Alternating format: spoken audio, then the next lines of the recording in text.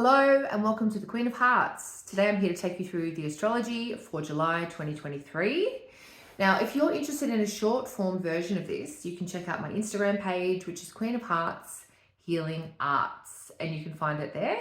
Now, otherwise, I suggest you just relax back with me, get a cuppa, and I will take you through the astrology for the next few weeks.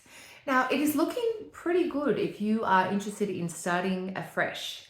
It could be a new venture. It could be a new relationship. We have got a couple of topsy-turvy things going on, planetary speaking, with relationships. So, maybe one thing will end, another one will begin.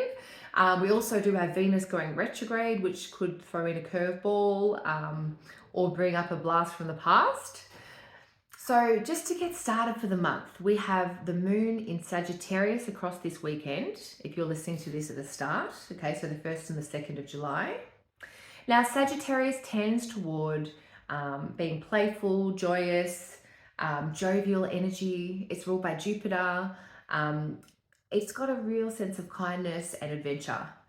Now, it's important to add, though, that on Saturday, early afternoon, the moon will square Saturn. Now, Saturn is our taskmaster. Saturn is the planet that can lead us to a feeling of having weight on our shoulders or a sense of responsibility for something. So, if something comes up and crosses your path on Saturday that stresses you out or that leads you to feel, responsible for other people or whatever, it's a good idea to just acknowledge that there's probably some astrological part being played in this, like there's an astrological theme going on here. Take a deep breath and to just remember that this aspect will separate as we move towards Saturday evening, okay? The moon moves pretty quickly, so any kind of emotional restraint or feeling like disconnected or restricted in some way with the flow will shift as Saturday progresses on, and definitely by Sunday, okay? And then we'll get the full spectrum of that warm glow of the Sagittarius energy. Now, the glow could be a little bit fuzzy or a little bit rose-colored glasses on Sunday because the moon will square Neptune, okay? So it's great for creative things. It's great for music. It's great for events. Probably not so great for detail-orientated work like writing reports or bookkeeping or anything like that. Now, as we cruise towards Monday, that's our full moon day.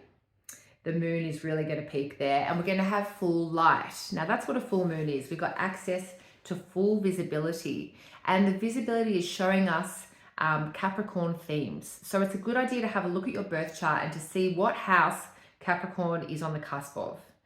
This is happening at 11 degrees of Capricorn as well. So check if you've got any planets around the 11 degree mark, because that's going to highlight this full moon and make it more likely to bring something to a head, to really reveal something for you. So yeah, the full moon in Capricorn brings up themes around our goals, around our motivation. It really is a time for us to look at how we're climbing up that ladder of whatever it is we're seeking in our life, whatever we're trying to create, and to sort of use that to look at things objectively and with a grounded perspective, because remember, we're talking about a very practical cardinal earth sign. And so, yeah, just looking at your life as it is, and seeing what can you reap, because the full moon periods are the times, the opportunities for us to reap what we have sown. Okay, and if we've done a lot of good sowing, by the time we get to the full moon, we will have a lot of gems to really, to cash in. But if we haven't, this full moon in Capricorn could be a little bit of a reality check.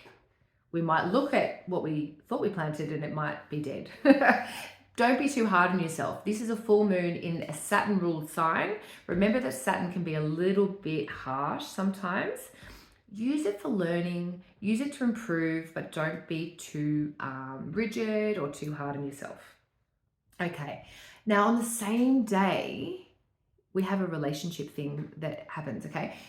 Venus, who is our universal significator of relationships and sex, squares off with Uranus. Now, Uranus is all about surprises. It can be unsettling, it can be shocking. We can have breakthroughs with people that we might thought would never happen, and we can have breakdowns. So my suggestion to you as we move into the weekend and across it, to really get things out in the open sooner rather than later, so we avoid any surprises cropping up on Sunday, Monday. These could be like, little reveals or little bombs that go off in our either in our relationship sector, like in a romantic sense, or in our friendship sector. So yeah, just keep that in mind. If we do have relationships that end though, because of all the cardinal energy available this month, we've got the full moon and the new moon both in cardinal signs, as well as our nodal axis shifting to cardinal signs. There could be a fair bit of energy for new beginnings as well. So, if something does need to end, maybe it's needed to end for a while, you might see this aspect of Venus-Uranus really catalyzing that early, next week. So the 2nd, 3rd-ish of July. As we move through the month, on the 10th of July, we have Mars leaving Leo, where it's been very fabulous, maybe a little bit boisterous, a little bit about, what we need. Moving into Virgo, which is more centered around service.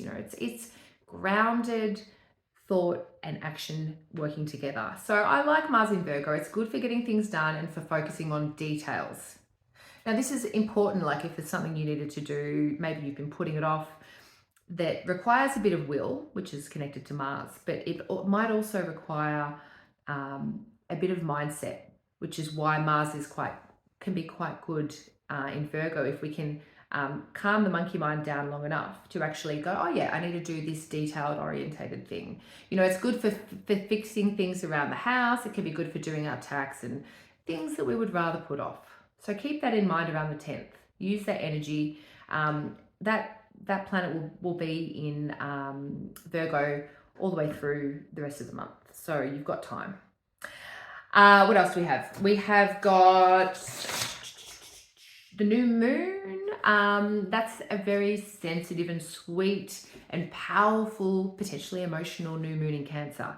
Now, Cancer is the sign where the moon is at home. Okay, we say that in traditional astrology, the moon is in its domicile, so it can be the most like its natural state. Okay, the moon wants to feel safe, it wants to feel nurtured, it wants to take care of our family, it wants to reflect on the past and be nostalgic.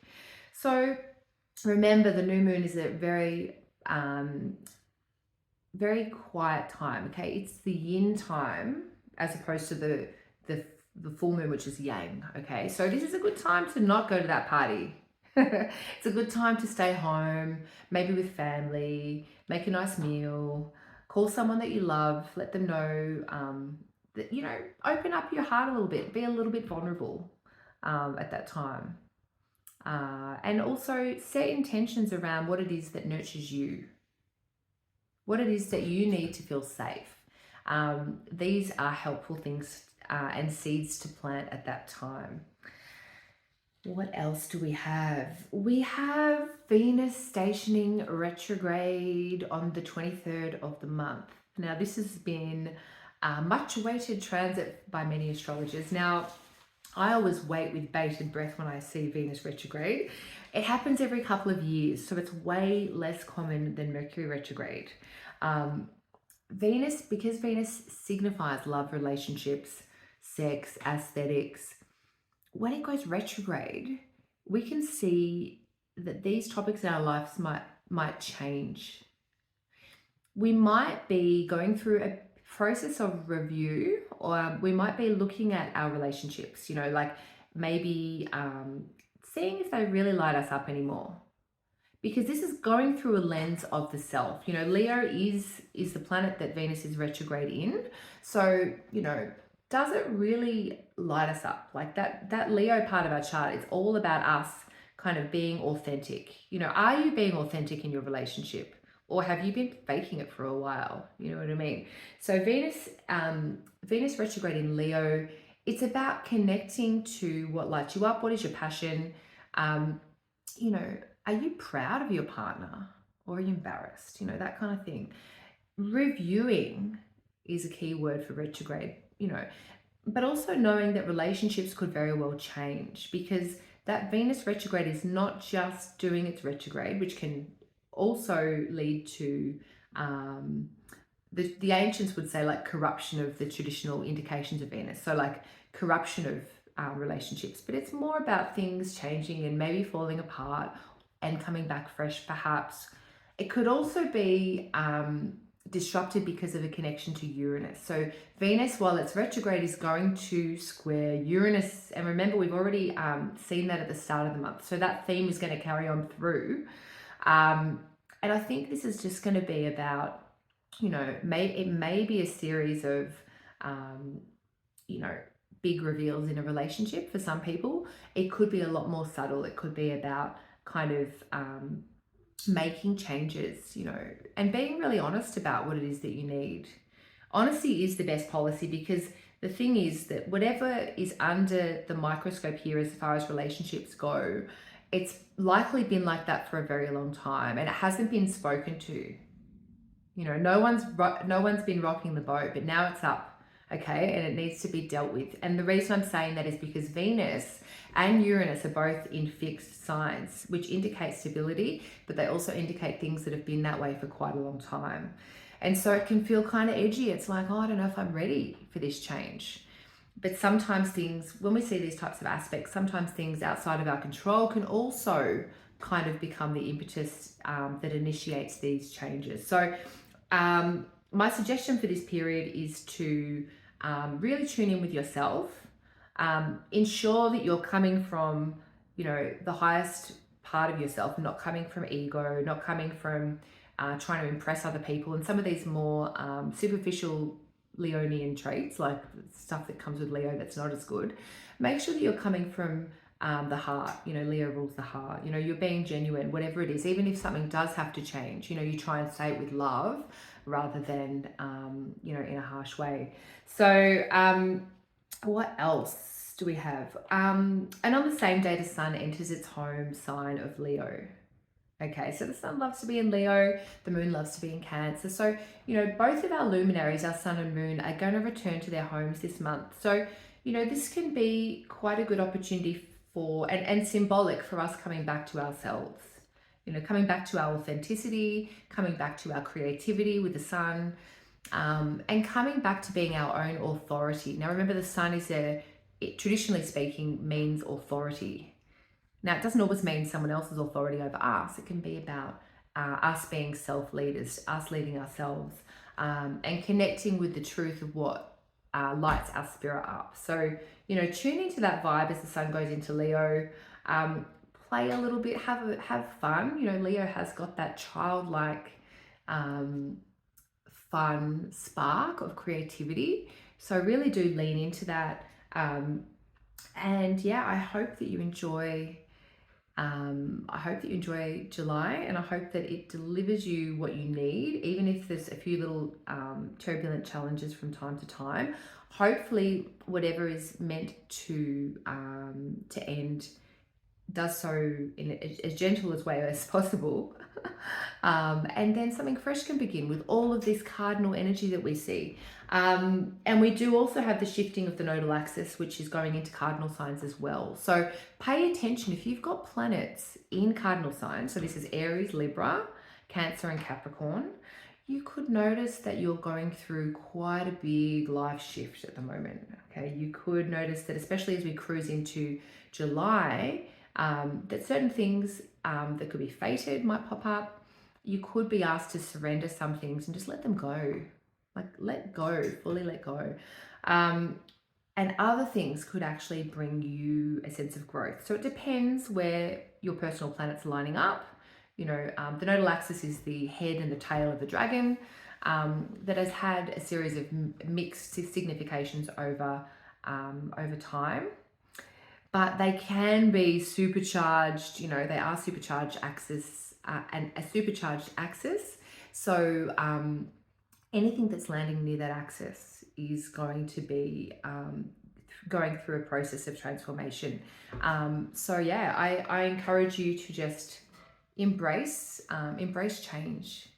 and be curious and try new things, because there's so much cardinal energy. So I wish you the best. Have a beautiful month, and I'll be back again soon.